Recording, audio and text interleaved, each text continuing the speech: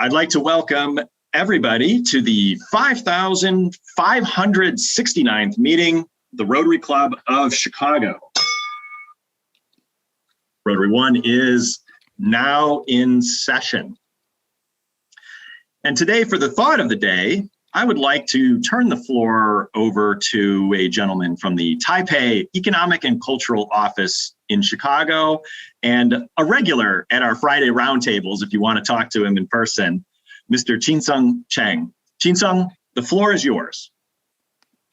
Thank you. Hi, everyone. Good afternoon. I'm Jin Song, Director of Economic Division, Taipei Economic and Cultural Office in Chicago. And today I want to share some quotes with you. First, life is 10% what happens to you, and 90% how you respond to it. It's from Charles Swindoll. Second, love the life you live. Live the life you love. It's from a singer I love. His name is Bob Marley. And third, is my favorite. And I found it in the elevator of my apartment building. I read for you. Tear is most precious liquid on the earth, which contains 0.1% water and 99.9% feeling. So think before you hurt someone you love. And I hope you enjoy these good quotes with me and live beautifully, dream passionately, and love completely with each other. Thank you. Thank you so much, Chinsung, and thank you for doing that for us today. Hopefully, Rotary One abides by the essence of those quotes. We certainly will try to. Just one quick announcement. I did want to mention that there was a bit of a snafu, I understand, with text messaging this morning. So if you got two texts or didn't get any text, those are just, we're aware of the technical difficulties, which of course never ever happen at Rotary One. So we'll get that all resolved. So we have a slightly different format for our meeting today. So I hope you all will bear with me here. And partly it's to accommodate the schedule of Senator Duckworth. So our program with the Senator will be at the end of the agenda today, because that's when she is available. She has a meeting with the Democratic Caucus before that. And in fact, we'll close the meeting a little bit later at 1:30 to make sure that we have enough time for Q&A with the Senator. But second, in lieu of the usual guest introduction structure that we do partway through the program, and also to begin to slowly reacclimate ourselves to in-person fellowship, we're going to start with some smaller breakout groups just to get to know each other a little bit today. Let's simulate what it would be like if we were having lunch today, okay? So we're going to chat in some small groups for about 10 minutes and then reconvene here to continue with today's agenda. You're going to have Marga, Marshall, Betsy, Laura, and myself to help host those sessions. And should anything not go perfectly smoothly with the technology going into breakouts, which I previously said never happens in Rotary One, but if that should happen and one of those hosts does not land in your session, don't be shy. So Rotary One members, I'm going to count on you to make all of our guests welcome. And I'm going to see you back here in about 10 minutes. People are starting to stream back in here. Yeah, Eric, this is Marshall. We needed more time. We just got through introductions. I know, same here. We needed more time to get to know people. This is what gives you a little taste, a little flavor, right? It's what keeps you coming back week after week after week. A teaser. We're all right now. We've got Marshall. That's right. That's right. Well, very good. I think everybody has just about streamed back in. I hope everybody enjoyed having a little bit of fellowship. I know it's a little different than our normal routine, but hopefully it also felt good. And hopefully it will make you get in the mood for actual in-person meetings as we go further into the summer here. And speaking of which, I do want to conduct the same survey that we've conducted the last few meetings. This is a survey for our members, Rotary One members only. And if you've already answered it, you don't have to answer it again if you've answered it in prior weeks. But the question is would you attend the June 29th installation of Marga, demotion of me, if it were held in person at the Union League Club? So far, we're getting positive responses, but we do want to make sure that we're capturing as many of our members as possible in this, so that we want to make sure that the level of effort required in putting together this hybrid meeting is worth it, and that people will show up. So please do answer that survey. It is in the chat box. You just have to click on it and then answer the question. It's easy. There's just one question. While you're doing that, I want to move to a brief overview of one of our most important service projects that we've been doing for many, many years now. And this is a critical year for the program. It is our Job One program. It is our job skills training program and internship program for Chicago high schoolers. And to describe what the program is about and also what we need from you, I'm going to pass the floor over to our Job One chair and president for 2023-2024, Alita Williams. Alita, the floor is yours. Thank you, Eric. So our Job One program is our signature program in which we help find Chicago high school juniors and seniors 8 weeks of summer work at various employers throughout the city of Chicago. Some of our employers are on this call today, and we really appreciate you. But to tell more about what this means to our students, we have a video to show you. My name is Alexander Shaw. I'm currently a rising college freshman. I'll be attending Iowa State University in the fall. I've been a member of Rotary for 2 years now. I've served in a internship for the past 2 summers with the same company actually that I got to get a chance with through Rotary. And like, not to be cliche, but it quite literally kind of changed my life, like the path that my life was on. So the first time I had a chance for Rotary and I was in the internship for a company that I'm working for now, I was a junior going into senior year that summer. And like most juniors going into senior year, you already have a plan. You know what you want to do with your life. And I already had a plan. I already had a track I was going through. I wanted to do law enforcement, and I also wanted to join the military. So I planned on majoring in criminal justice, and I was going to go to college for that. And I was going to do the Marine option for NROTC in college and serve in the Marine Corps. And that was prior to, getting this internship and getting this opportunity. So the company that I've been interning for the past 2 years with is called Steadfast Networks. And it's just a IT infrastructure company. We do a lot of hands-on computer engineering work. There's also computer networking and other things like that. I was interested in it, but I never really thought that I'd be where I am now. So that whole experience, the summer of junior year, totally it changed my life. Seriously, I started thinking about, the bigger picture. This was the first time I've actually been in a professional setting at work and this is a young age. I'm 17 years old, working with grown men at a real job, doing real work, making, real efforts to helping, companies and doing things that are actually really important. And in this industry that I'm in, this is a really important industry. Like my company, we make sure that people's servers are running right so their websites can stay up, et cetera. And I got to say that I actually enjoyed myself. I found myself, when there was work to be done, I was actually excited to, learn new things. And it was just the fact that I was doing something that, I really felt connected to, like, not only because my father used to do this when he was younger, it was something that, I genuinely enjoyed doing. I was like, there was never a time where I woke up in the morning and was like, no, I don't want to go to work.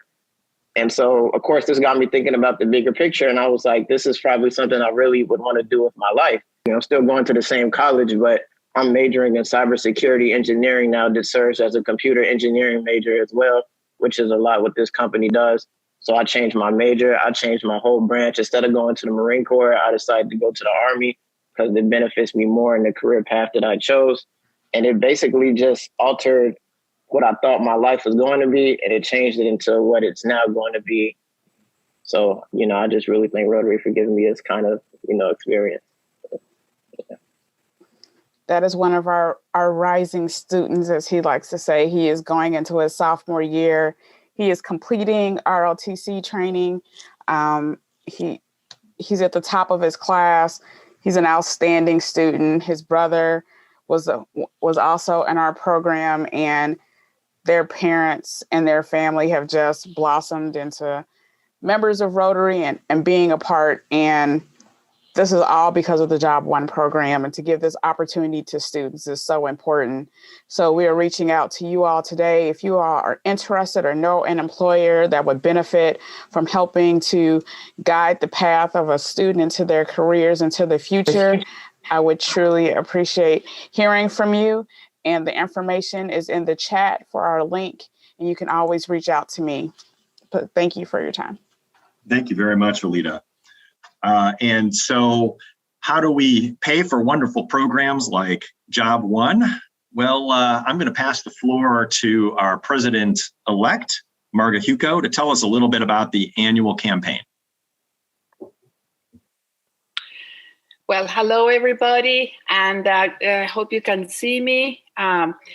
Well, yes, as chair of the annual fund campaign for this year, I am delighted to invite you once again to contribute to our foundations, both our Rotary One Foundation and the Rotary International Foundation. As many of you know, most of you know that what we contribute to these foundations is the fuel that keeps us going and allows us to do the multiple projects that we're involved in, both locally and internationally. So this has been a fantastic year. I don't think we've ever embarked in 5 global grants simultaneously, and we are making a really big impact on the health infrastructure of Bolivia. On the local projects, my goodness, I don't know where to start, but so much has been happening, so many events in person in spite of the pandemic. So I applaud and I am so grateful for all what you Rotarians are doing. Now, we're coming close to the end of the year, of this fantastic year in Rotary One. So you have time to make one last contribution. If you haven't done it, so please go ahead and do it. We would like everybody to participate a little bit, and we are, if you look at the gyrator, we're almost there, and I believe in all of us. I know we can reach our goals. So donate today. And I also want to thank our guests, because so many have come from so many countries, and every contribution that you make to our fund is highly appreciated, because we're all a part of it. So thank you so much. The floor goes back to you, Eric. Thank you very much, Marga, and thanks for all the work that you've done on this year. So in order to continue to thrive as a club and continue to do the great projects that make you proud to be part of Rotary One, all the things that Marga was just talking about, and also to keep delivering programs that you've kind of come to expect for Rotary One, we always need to be thinking membership. And membership is a responsibility of all of our members. So with the advent of Zoom, which will continue as an option even when we do get back to meeting in person, it's super easy to invite someone for no charge. If you want any information that will help you to reach out to friends, to colleagues, feel free to reach out to myself, to membership chair Laura Inns, reach out to the office. We can send you text, graphics, advice, whatever you need that will make it easier for you to reach out to friends and colleagues and invite them to a meeting. I think that's important to do. Clearly, many of you did that today, and I really, really appreciate that. So I call on all Rotary One members to think of one person you can invite every week for every one of our meetings. I think that will be extremely, extremely helpful. So thank you for that. As I mentioned, we're kind of doing things in a different order today. Our program with the senator will come towards the end of the meeting. So we're flipping everything on its head, and I'm going to go through our typical end of meeting announcements first.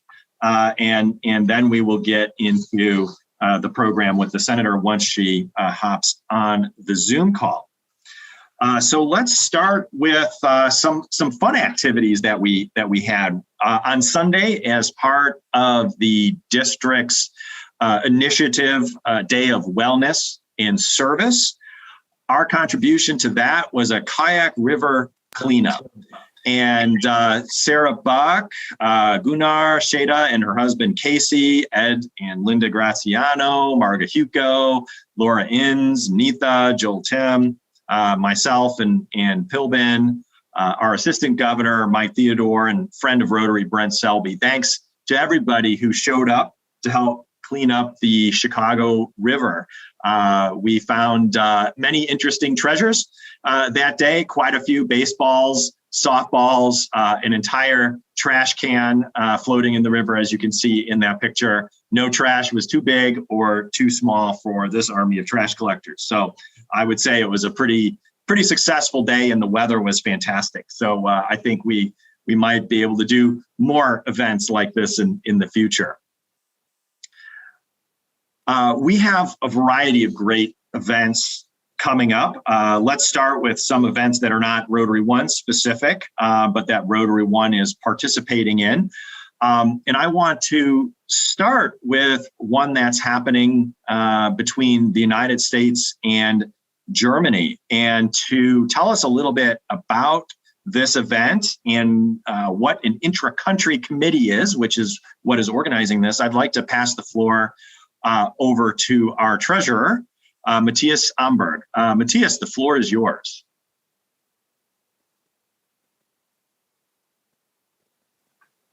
Okay, great, Eric. Thank you very much. Yeah, I mean, I have the pleasure to kind of invite you all to our first intercompany committee event, which we have between Austria, Germany, and the US. We are a committee which try to focus on those three countries, and we were established after the International Convention in Hamburg 2 years ago. And yeah, we are still in the kind of first phase of our adventure, but we really want to try to build this or connect those three countries and try to do some good projects together. I'm also very pleased to see that Hans-Joachim Dupré, actually, who is kind of the chair from the German section, is also with us today. So Hans-Joachim, it's great to see you. And on June 1st, around noon, we will have our first event together where we have Jedi Bindenagel, who is a very interesting diplomat, politician, who will tell us more about his experiences when in Germany the wall fell in 1989. He was present there, so he can really tell us more in detail about that. So I would be very pleased, I mean, if I can see most of you, if you want to join that event, and we look forward to see you there. Thank you so much, Matthias. And thanks for all the effort that you and Timo and Hans are doing or have done to put this together. So I look forward to joining that event. We also have... Is that, can I join that if there's a website or something I can get to get onto it? Absolutely. And in fact, there's a link. If you can look in the chat box, there's a link to our calendar there. You'll find it on our calendar, and you can register there, and you'll get a Zoom link. Yep, all are welcome. So please do join. Look forward to seeing you there, Hal. We also have our District 6450 conference, our Rotary district. For those who are new to Rotary clubs are organized into districts. And so we have a district conference this year, June 3rd through the 5th. It is a virtual event and it is free. So it's very easy to sign up, to pop in and out, to learn about interesting things going on, to hear from interesting people, to listen to Rotarians tell their stories or be part of telling your story. To see Harold Green, our old friend. If you were here back in June or July. Harold Green was our guest speaker, an artist in spoken word, really fantastic presentation, and he's going to be a keynote for the conference. So please do sign up for this conference. It should be very, very exciting. And then we have another virtual conference, but this is the big one. This is Rotary International. Those of you who've been following along know that it was supposed to be in Taipei this year, but unfortunately, due to the pandemic, it was canceled in person and shifted to an online format. It was online last year as well, and that worked pretty well. And so it'll be online this year as well from the 12th to the 16th of June. Registration is open now, so all Rotarians or non-Rotarians are welcome to register. There's always fantastic speakers and fantastic programs, and we'll get you some more information about that in some of our future meetings. But you can also find the links to the conference in the chat box. They'll be there momentarily, and you can learn more about it that way. Another great event coming up supports an organization called A Safe Haven. I think many of you are familiar with A Safe Haven if you've been part of this club for a while. Nellie Vasquez-Roland, longtime member of this club. She runs this great organization which really helps the homeless from soup to nuts within the city of Chicago. And the Community Service Committee of our club is proud to sponsor yet again their run and walk to end homelessness. So as a sponsor, it means that we have a team, and you can sign up to do a virtual walk/run. The good thing about a virtual walk or run is that you can do it at your own pace in your own neighborhood when you want to do it, and that makes that pretty easy. So we are putting together a virtual Rotary One team to go along with this. And so if you are interested, feel free to reach out to myself or to the office. And I think Lisa Russ will probably be doing that this year as well. So you can reach out to her as well, and we'll make sure to get a team together. So as always, we also have our own meetings for our own club, and quite a few committee meetings coming up as well. These will be the last committee meetings of my year as president, so I invite you all to come out and join.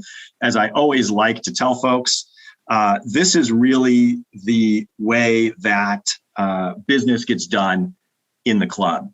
This is where decisions are made. This is how we decide what service projects to fund and to participate in, and many, many other things.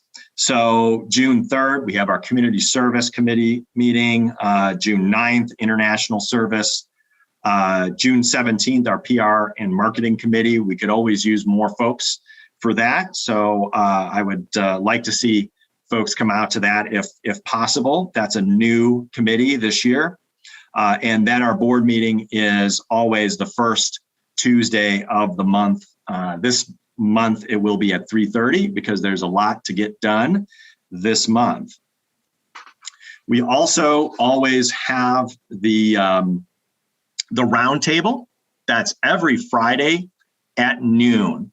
And that is an opportunity for in-person fellowship. So even as we're sort of starting to get our hybrid meetings together, and we're looking to do that in June, as you kind of gathered from that survey earlier. But even while we're waiting for our Tuesday meetings to come together in person, please know that we do have our Friday roundtables. And here's what you do. You show up to the Union League Club of Chicago sometime between 12 and 12:30. Go to the 4th floor. There's a big round table reserved for Rotary Club of Chicago, and you buy your own lunch. The great thing about this is you have an unlimited time for fellowship, because even our in-person meetings, we're structured, and there is time for fellowship, but it's a structured meeting. But the Friday roundtables is a great opportunity just to chat with folks. And I know that there's a lot of people here on the call today that can attest to how fun that can be. We also have a couple of programs coming up. On June 1st, we have our Rotary After Work program. This was previously our Busan Sister Cities event. However, due to some unforeseen schedule challenges, that we are going to have a different program for that day. So please do stay tuned and watch your email to see who our speaker will be for that day. On June 8th, we have Warren Rustin, author of The Leader Within Us. David Hirsch, if you are on the call, and I apologize for calling on you unannounced on this, but I feel like I would not do Warren justice if I just try to describe who he is. Can you give us the 30-second overview of what an amazing gentleman Warren is? Yeah, well, I'll try to do that in 30 seconds. Warren Rustin is in his mid-70s. He's a former White House fellow. He was there at the time of the Nixon administration and became President Ford's scheduling secretary. He's gone on to serve on 50 different boards or CEO of 50 different companies, for-profit and not-for-profit. He is a leader within leadership organizations, the Young Presidents Organization, or YPO, the World Presidents Organization, Entrepreneurs Organization, and L3. And he's the father of 7, grandfather of 19, and one of the most well-rounded people, very, very approachable, given his circle. One of the most interesting things about him is that when he was, I think, 19 years old, he put a list of 100 things he wanted to do before he died together. And he's etched off 98 of those. One of them was to visit every country in the world, and he's only visited 190 countries. And he said that whoever decides on how many countries there are keeps changing and splitting them. So it's unlikely that he's going to reach that goal. And then the other goal that he had was to be president of the United States. And he quipped when I interviewed him for my podcast recently that he had his opportunity. He didn't realize that 4 years ago, he should have run then because they would have elected anybody to president. That's what he said. So he's a gifted speaker, and I think it'll really be an enjoyable presentation. Thank you very much, David, for sharing that. I just wanted people to really appreciate how incredible of a speaker he is going to be, and I hope that our folks who are on the meeting today will come back to see Warren. I listened to that podcast, and I was extremely humbled by it. Let's say. I have a couple of additional announcements here as well before we get to the senator. We're monitoring the participant list here, and when the senator pops in, we'll shift it back over to David, to Mr. Hirsch, to do the introduction. We have a couple of membership programs available that I want to just talk to everybody about here. The first relates to, well, actually several of them relate to the fact that we've been in a pandemic here, and obviously it's been a challenging year, and our programs have been virtual. And we recognize the fact that it can be a little bit more challenging to decide to take the leap, to jump into membership of a new organization. And to make that a little bit easier, we have a membership drive where we have waived the initiation fees, and also are offering 3 months of complimentary membership before membership dues come into place. And that's, again, to allow folks to get to understand the club and know the club and hopefully enjoy it. And I can say that it's been very successful. We've had a lot of new members this way. It's kind of a nice, easy way with very little disincentive to be able to experience the club. We also recognize that many of our current members, because of the pandemic, may have had challenges. And so it is very important to us to make sure that we're not just looking for new members, but that we're also taking care of the members that we have. And so there's a variety of member relief policies that the board has instituted. If you are in one of those situations, then please do feel free to reach out to the office, reach out to myself, and we'll find something that works for you. But what is most important is that you stay as a member of the Rotary Club of Chicago, and we certainly don't want the pandemic to get in the way. So the other thing is something that we call Golden Wheel membership. So in the past, we had something that we called the Easy Pay membership. Sorry, it almost slipped my mind because we've changed to the new name now for quite some time. But Golden Wheel membership recognizes that the former Easy Pay, where you got all your lunches included in your dues, might not be that useful when we're not meeting in person and you're not getting lunches. And but we do want to recognize the folks who are, in fact, continuing to stay at that membership level, because it does help with the operations of the club and does help us to continue to fund our service projects. And those members will still get their lunches included with their dues, but we also spotlight those members in the gyrator, and they also get recognition points for what we call Paul Harris Fellowship and Chess Perry Fellowship. And at least while the virtual meetings continue, a certain portion of those dues is pushed over into the foundation and counted as a donation. So we do, again, want to recognize those members and highly appreciate what you all do for the club. Many of you may have seen us walking around with these guys. These are the Rotary One masks. Hopefully, there's frankly less and less need for those these days. But you can make a nice armband out of them, or we can relive, I guess, the glory days of the pandemic at some point in the future. But these masks do go to also support our service projects. So anybody who's interested in purchasing a Rotary One mask, you can purchase those online on the website. These are made by our very own Natalie Loma, member of our club, who runs her own fashion business and also does a lot of great nonprofit work on teaching people how to sew in the city of Chicago and overseas. I would like to say that these are becoming quite famous. I have now gone into the Union League Club and heard from others who have gone into the Union League Club that they immediately recognize these masks. In fact, our president nominee, when walking into our home base at the Union League Club, was recently chastised by staff of the club for not wearing his Rotary One mask. So that's how well known these have become. So we are still waiting on the senator to come in.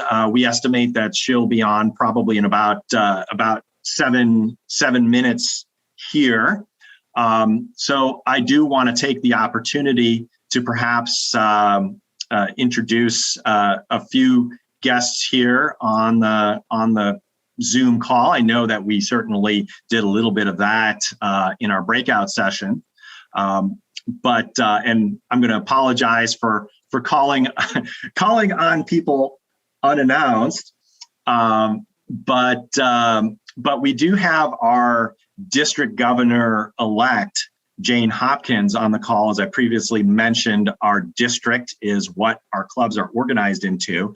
And Jane, would you like to say a few words, and perhaps you can tell us about when your installation will be and how we might be able to sign up for those, or sign up for the installation? Thanks so much, Eric. I appreciate being with you today and seeing how your club operates. It's been a long time since I've been there in person, and I had hoped to get there a couple times this past year, but we all know why that happened. My installation is on June 29th. It is in Joliet at the Jacob Henry Mansion. It will start at I think about 5 o'clock and go till 8. It is close to the train station, so anyone from the city or suburbs can hop on the train if they don't want to drive down. And it's literally, I think, 1.5 blocks or 2 blocks from the train station.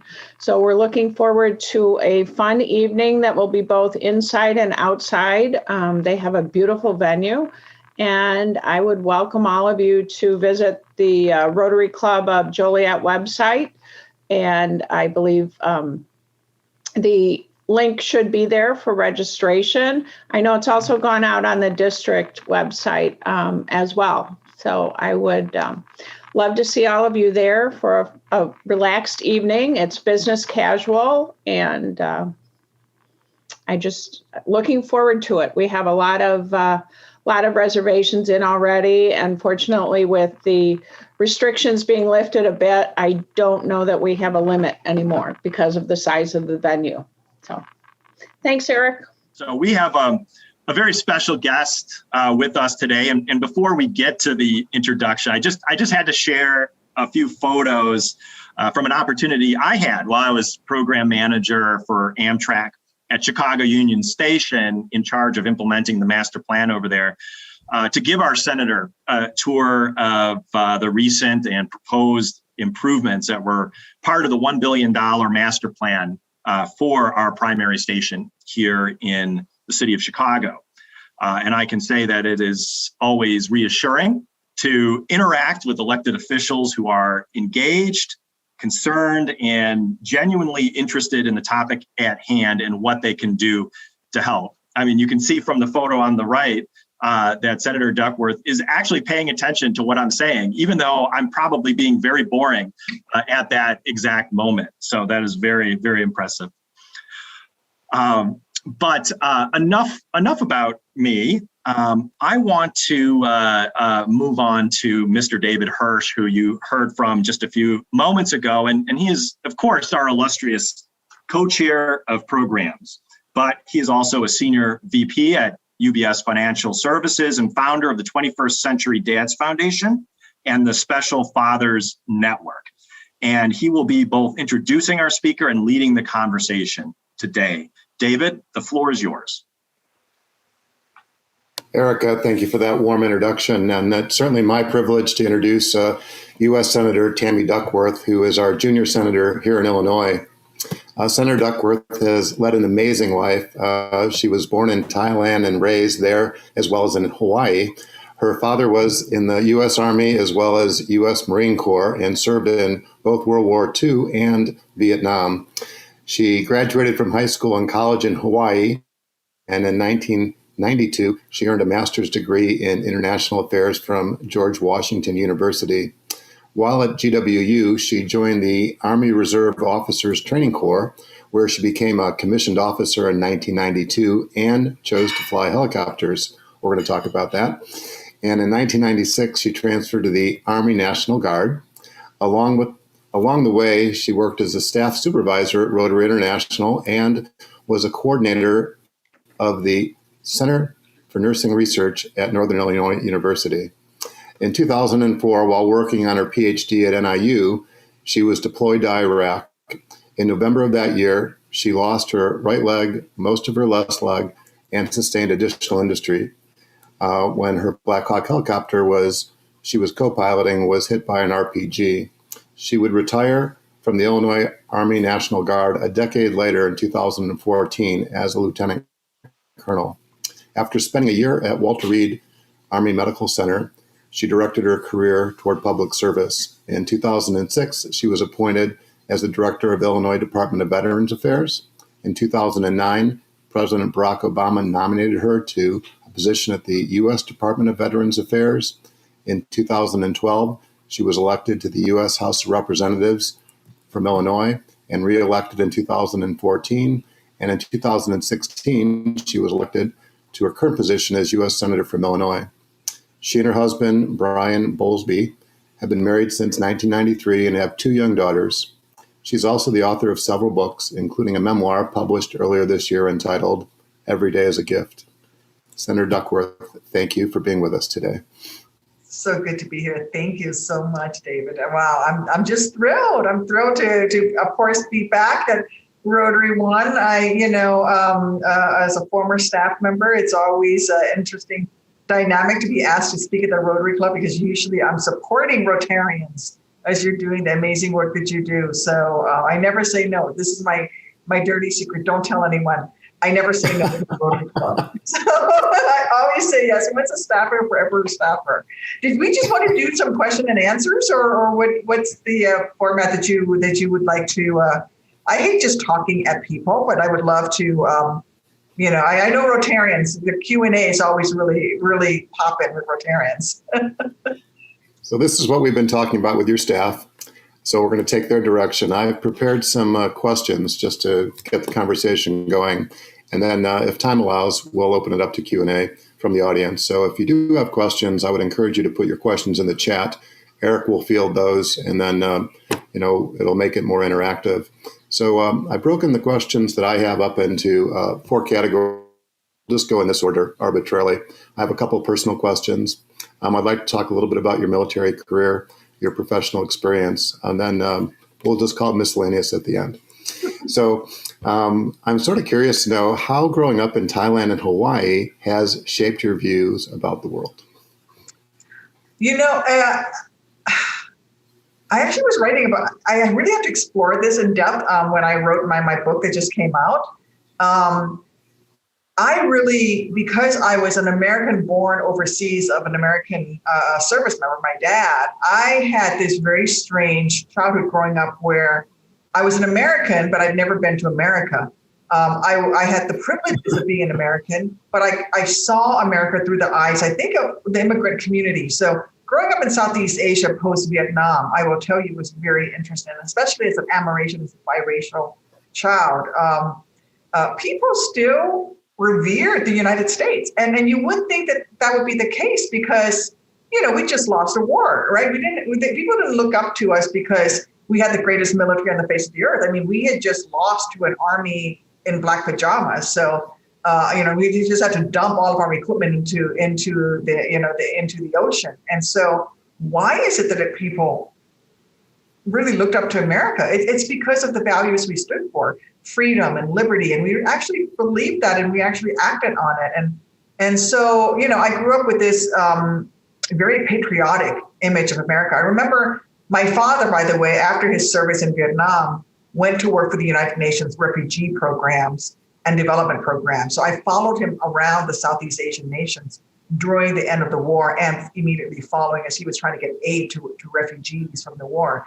And I remember that we would go to refugee camps where we were delivering bags of rice with the American flag on it, and how grateful people were that America still cared.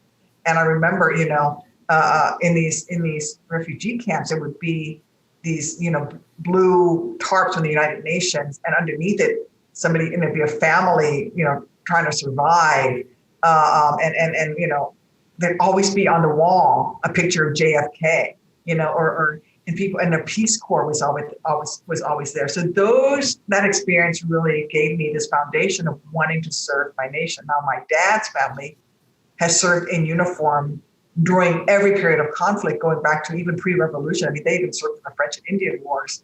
They didn't serve in every war. My dad was in France during Korea, and I was in Washington, D.C. during Desert Storm. But we've been in uniform. Any time the country may have called us, we've been ready to go. But that's not what I was intending to do. I wanted to serve, which is how I ended up at RI.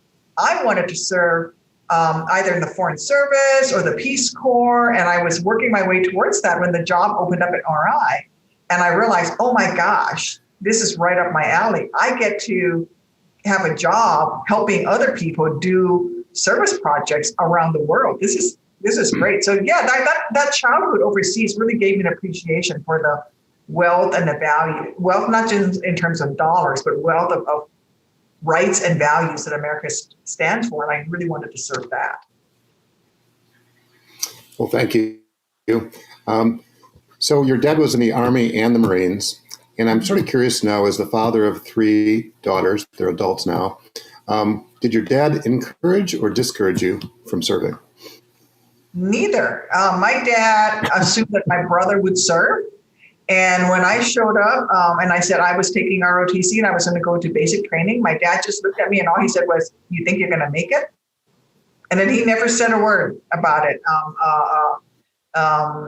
Later on, later on in my career, after I was wounded and recovering at Walter Reed, my father actually ended up recovering at Walter Reed. He came to visit me and then had a heart attack 2 days later. So we were both in Walter Reed at the same time, him in the cardiac ward and me in the amputee ward.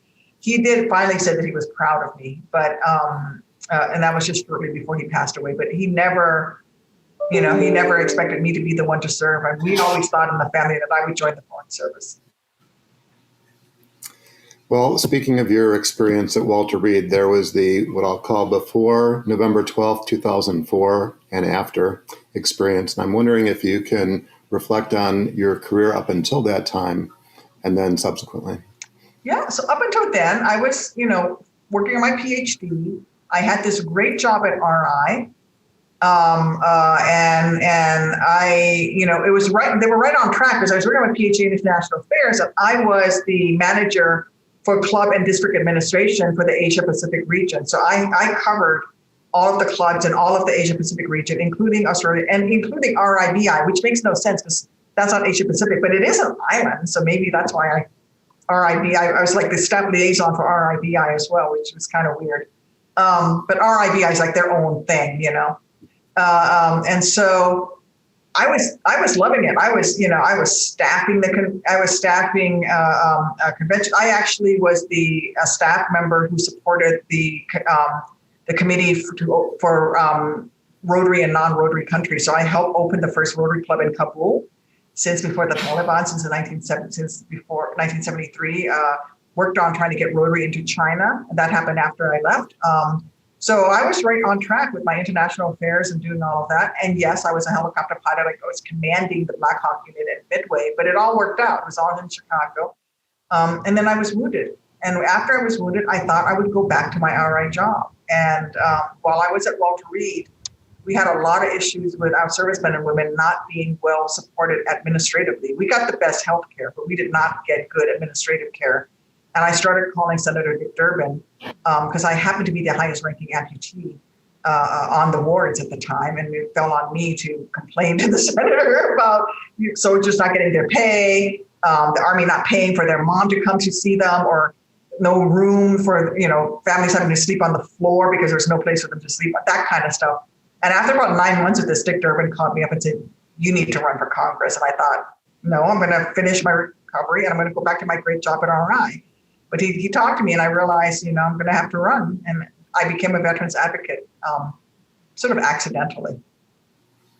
So I left RI behind, unfortunately. Well, I don't want to let you off the hook too easily. I'm just astounded at your resilience and the strength, the perseverance you've displayed by overcoming these pretty catastrophic injuries. And I'm wondering, where did the strength come from? What was that all about? Probably 2 things. One, I'd always been the kind of kid growing up that, and also, in my early part of my adulthood, was I break things down into small bits. I'm not I like the big picture, but I like to break things down. I'll give you an example. In the Army, I hate to run. Like, I'm not a runner. The Army would they would like say, "Let's go on a 5-mile fun run." I'd be like, "What's fun about getting up at, dark 30 to go stand in line to go run for 5 miles? That sounds terrible. That's awful. That's not fun." And I'm not a very good runner for distance. So I would always be like, okay, I'm going to run to that next tree. And if I can make it to that next tree, then I can make it to the building behind that and behind that. And I do that for 5 miles, and then the 5 miles are over with. And that's sort of how I took on my recovery. When I first woke up, I couldn't move any part of my body, but I knew I wanted to go back in the Army. I knew I wanted to keep serving. I knew I wasn't going to let some dude with an RPG in Iraq who got lucky one day decide my future. I was going to continue to serve. And the nurse in the ICU looked at me and said, well, can you move anything? And I sort of laid there and I realized I can move my left wrist. And I showed her and she goes, okay, give me 3 sets of 10 repetitions. That was right up my alley. I'm like, okay, I can work on getting 3 sets of 10 of 10 reps of moving my wrist. And then it was just, I moved the wrist and then I moved the hand and then I moved the elbow, and that was always it. But overall, through all of this was the theme that I shouldn't be alive today. There's no reason that I should have survived the injuries that I survived, other than the fact that the men on my helicopter and the men on the rescue helicopter did everything in their power to get me back to American hands. And they thought I was dead. I never got a tourniquet. They looked at me, they thought I was dead. They were just recovering a body for my family to bury. They were not going to leave me behind in a field for insurgents to drag me out through the streets of Baghdad for my family to see that on CNN one day. They were not going to let, it was one thing to let the helicopter fall into the hands of the insurgents, but they were not going to let my body fall into the hands of the insurgents. So they did everything that they could to recover my body. And then when they figured out that I was still alive, they denied care for themselves to give me the chance to be treated first. And so I'm never, ever going to do anything that would dishonor that day. I do talk about this in detail in the book, but I, if you're interested in sort of getting more into it, but it's just bottom line, not what these guys did for me. For me to go home and sulk and feel sorry for myself or to not live a life of honor would be a slap in the face to these heroic men who did everything that they could to save me and indeed saved me so that I would have this amazing life and my 2 beautiful girls. So those 2 things, one, breaking things down in small chunks, and the other is I have my North Star. It's my crew. And these guys would not hesitate to call me up and smack me on the side of the head verbally.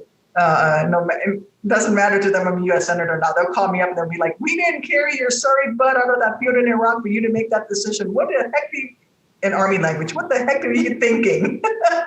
So it's good to have friends like that. Well, very inspirational. Thank you.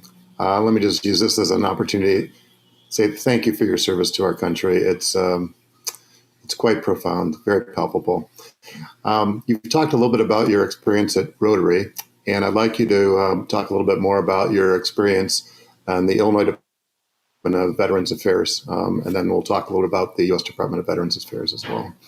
Sure. No, I had a great time. So when I went to the Illinois Department of Veterans Affairs, I was appointed by Rod Blagojevich, and I will tell you that the best thing that ever happened to me was the fact that he did not care a hoot about veterans, and he just ignored me. And so I benefited from benign neglect. Both he and Mike Madigan did not care a hoot about veterans other than when they had to show up. And so I had free reign as long as I didn't cost him any additional money. And if I needed money, I found a way to fund it myself. And I had free reign to work with whoever I needed to. So I started working with the state legislature, and I went and I found the veterans on both sides of the aisle. And so I was, and all Blago cared about was if it made him look good and he could show up and be on TV. And so I created all these new programs with money that I either saved within the department, or I worked with the state legislature to figure out ways to basically leverage federal dollars to pay for these things. So for example, at the time, there was no suicide hotline. There was a 24-hour hotline for veterans. Yet veterans were killing themselves at the rate of 22 suicides a day. And we didn't have a single hotline in the middle of the war. And so in Illinois, we were one of those states that actually had a 24/7 mental health crisis hotline. And so I just added a veteran phone number to that, got the state legislature to sign off on adding veterans to it. And that became the first 24/7 mental health hotline in the nation. And I asked the VA, the federal VA, to train the hotline operators on how to talk to veterans. And so, and Blago got to say, this was under my administration, So there was a lot of that going on. But I worked really well with Pat Quinn, who at the time was lieutenant governor, who he cared about veterans. I mean, he went to every funeral. I don't think most Illinoisans know this. He went to every funeral of every fallen Illinois service member. Imagine what that does to you, the toll that takes to go one after another after another. And so I worked with him on a lot of veterans issues, and then with Hines VA and Jesse Brown VA to get a lot of work done, which then led to President Obama when he was elected. I had Illinois when I started at IDVA was, I think, like 40th in the nation in terms of veterans benefits. When I left, we were 5th. So we had jumped up in terms of benefits significantly after 2 years. And that's when President Obama asked me if I would go with him and go work for General Shinseki, the Secretary of Veterans Affairs at the federal VA. And my time at the federal VA also pushed me to run for office again, because I could fix a lot there was a lot that I could fix, but then I realized there were a lot of legislative problems, perhaps it could only be fixed legislatively, which is why after 2 years I asked to run. I went to the president. I said, I'd like to resign and I want to run for office because we need to do better for women veterans. We need to do better for Vietnam veterans. We haven't appropriated the money to take care of all the Agent Orange issues. And so that's when I ran again in 2012. And based on my work, especially on homeless veterans, was my biggest issue when I was at the federal VA. Well, thank you for that summary. It's quite impressive to turn the state of Illinois from being the sort of bottom of the barrel, if you will, number 40 or so, to number 5 and rising. So credits to your efforts, and thank you to Rob Blagojevich for maybe not making things a priority so that you could focus on what you needed to get done.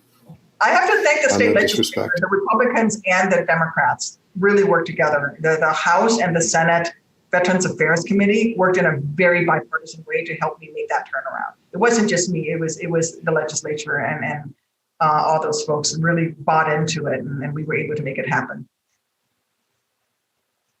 So your first elected office was the U.S. House of Representatives, and you were the first woman disability elected to the Congress, and the first member of Congress born in Thailand. And you're the first at a lot of things. But I'm wondering, when you reflect on that experience as a congresswoman, what do you look back on? What do you consider your greatest achievements? Yeah, I wasn't trying to be the first of anything. I'm the first double amputee. I mean, female double amputee. Trust me, I wasn't trying to be the first female double amputee elected to Congress. So there's a lot of firsts that I wasn't meaning to. It was just a reflection of the lack of diversity in terms of representation in Congress and the Senate. It's better now than it was in 2012, but we still have a ways to go. My proudest achievements in the House, a lot of the work that I did on veterans issues, so the Clay Hunt Suicide Prevention Act, getting that passed to provide help to veterans, a lot of work that we did also on the Armed Services Committee. They tell you never to tell stories that are more than 90 seconds long in politics, but you have to listen to this. I'm very proud of this because it's saved the American people over $4 billion already and counting. But it will roll your eyes. The Rotarians will get this because you're all in business. So when I started in the Army in the early 90s, we all had the same color camouflage uniform. It was Woodlands camo. You all know it. But the uniform was cut into different things, into different shapes. If you were in the Army, the Marines, or the Air Force, but it was the same fabric. If you think back to Vietnam, they all wore the pickle suit, the green one. It just said U.S. Army, U.S. Air Force, U.S. Marine over your breast, your heart, but it's the same fabric. Well, in 2003, the Marine Corps invented the first digital camouflage pattern. And the Marine Corps decided that they were going to embed the USMC Eagle, Globe, and Anchor symbol into that pattern. So if you look really closely, it said USMC Eagle, Globe, and Anchor, which meant that the Army and the Air Force refused to use that fabric for their uniforms. This led to an immediate arms race between all the branches of the service, so that by the time I am elected, so this is 2004, the Marines sort of invent this, they first did. 10 years later, when I show up in Congress, well, less than 10 years, 2013, there are now 14 different camouflage patterns, including, for those of you who have ever seen near Great Lakes, the Navy had a blue camouflage pattern that they could not use in combat. Because while it was blue and it looked good and it was camouflage, you couldn't use it on a ship because when you fell over, well, number one, it didn't provide any camouflage when you were in the desert. They had to then buy their sailors another uniform to put them in that was the right pattern so that they wouldn't stand out in blue. And by the way, if you're on a ship, it's not like the enemy are going to see an aircraft carrier floating by. Yes, you're well camouflaged with the ship, but it's not like they're going to say, well, there's nobody on that boat. We're going to leave that one alone, right? On the other hand, when the sailors had a man overboard situation, now they're camouflaged, which is not what you want in a man overboard situation. So we laugh, but the Navy was spending triple the budget on the battle dress uniform. They had this stupid blueberry uniform that they couldn't wear in combat and they couldn't wear on a ship. So they gave them a different uniform to wear on the ship. So now they have the blueberry to only wear in garrison. Then they have a uniform that they wear on the ship. And then they had to buy another uniform to wear in the desert. And the Air Force had one that was very sexy. It was shades of blue with blue suede shoes. And it was like a tiger stripe Vietnam throwback kind of blue. But snipers were picking off Air Force guys in the desert because they didn't blend in with anything. It was like a dusty brown with a blue tinge to it. It was very sexy. And you can't make these stories up. That's crazy.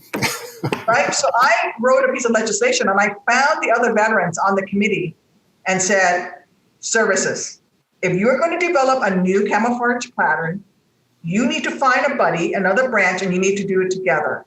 So I was trying to force them from going in this way with the number of patterns to go from like this back in to narrow the number down. And the estimate from the Congressional Budget Office was the first year that my budget passed was going to save the Army $39 million. Within 5 years, it had saved taxpayers $4 billion. And so I'm really proud of, I want to get the troops the best equipment that they need, and give them the best equipment to go to war. But I am not going to support this stupid waste that happens in DoD procurement. And that's been a cornerstone of the work that I've done ever since.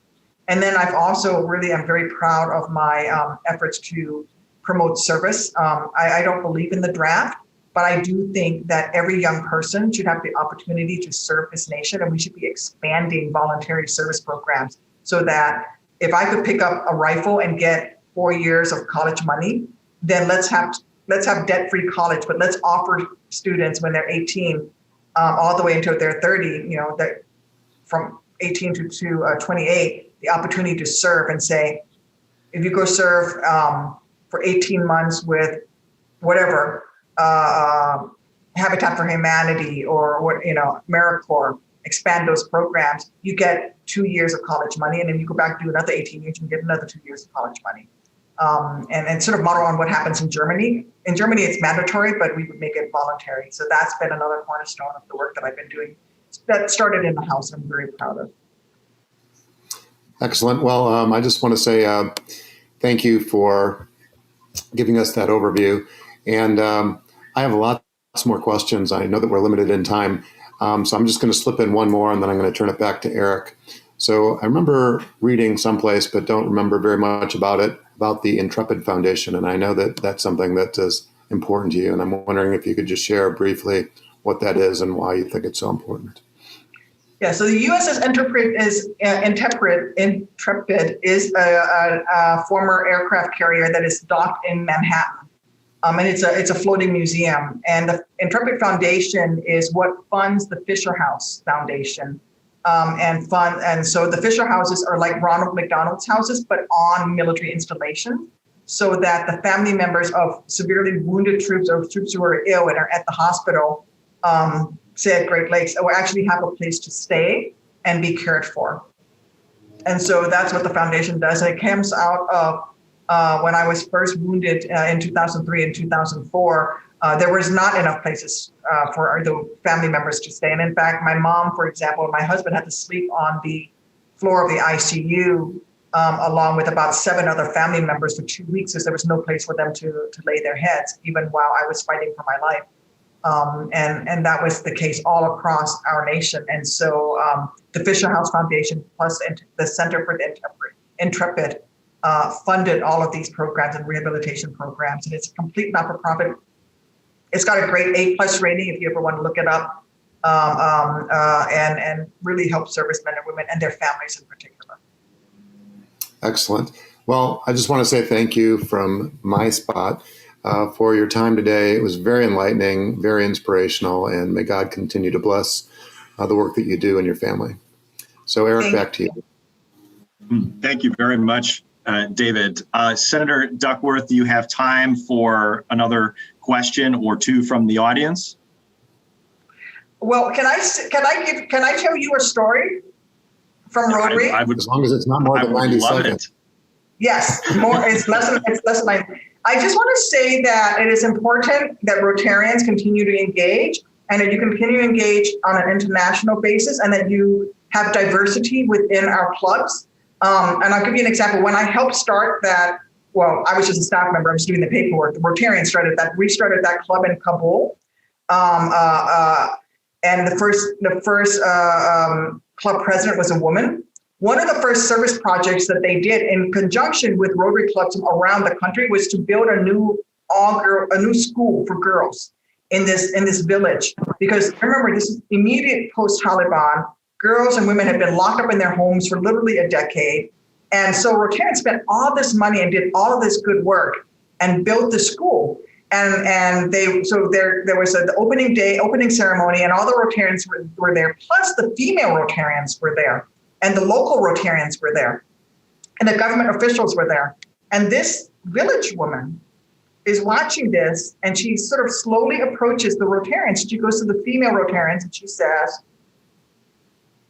"Can I talk to you?" And the woman, of course, said, "Oh, aren't you? Look at this. Isn't this wonderful? This is a great celebration. Your daughter will get to go to school. And all of these Rotary clubs from all around the world are here, and all of this." And this woman, this is the strength of a mom. She, with all the government officials there, she looks at the Rotarian and she says, "Ma'am, my daughter would never go to the school." And of course, the Rotarian said, but we built all this. This is for your daughter. You have to let your daughter go to school. She'll be safe. It'll be fine. And finally, the woman said, "No, we need a well. My daughter walks 3 hours a day to fetch water. She doesn't have time to go to school." And if it had not been for the presence of women Rotarians and Rotarians of color and a diversity of experiences there, she would never have gone up to a government official, an Afghani man, to tell him that he had made a mistake. But because there were international Rotarians there, she felt that she could go up and talk to those Rotarians. And so, you know what we did? What Rotarians did? Put in a well, and the school and the kids went to school. But it's about appropriate technology, but it's also about the importance of diversity of experiences. And that's why I love Rotary so much, because you're not all one person. And you never know who that one person in the club is going to make that connection for you, depending on your service project, depending on where in the world you are. In this case, it was a woman, but it could be somebody else. But if you're all the same, in the same profession, then you can't solve those problems, because you won't be able to see the problems. And so that's why I love Rotary. That's an incredible story, and I completely agree with that. And I think that embodies why we do what we do.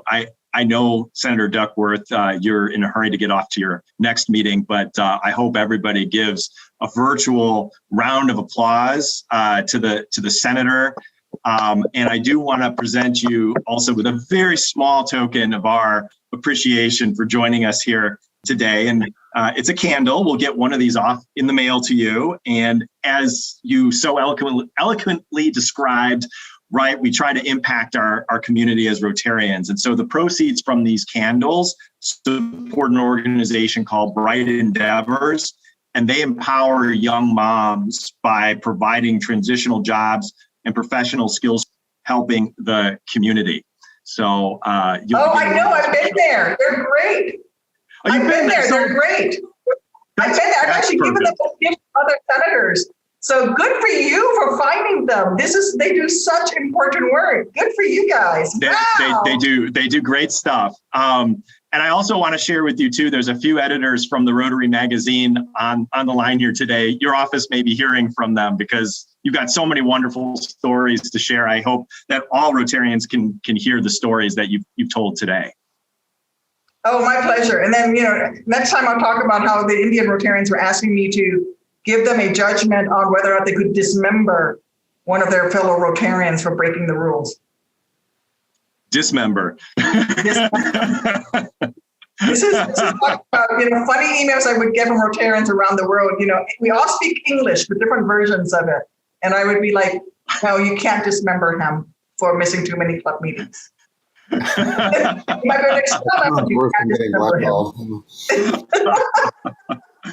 Oh, that's wonderful. That is wonderful. Senator Duckworth, thank you so much for being with us today, and thanks for all that you do for our state and our country. We appreciate it.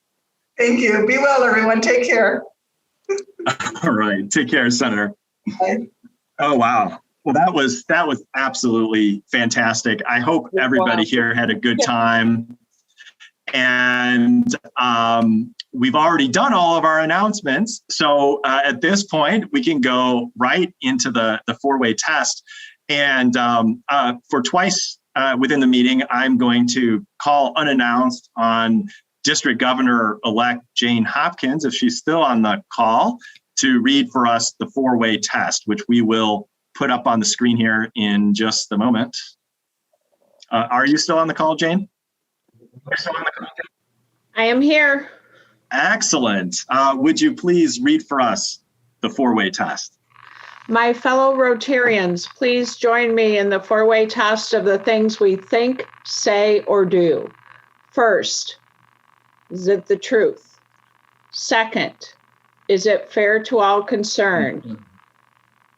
Third, will it build goodwill and better friendships? And fourth, will it be beneficial to all concerned? Thank you so much. Thank you very much, Jane.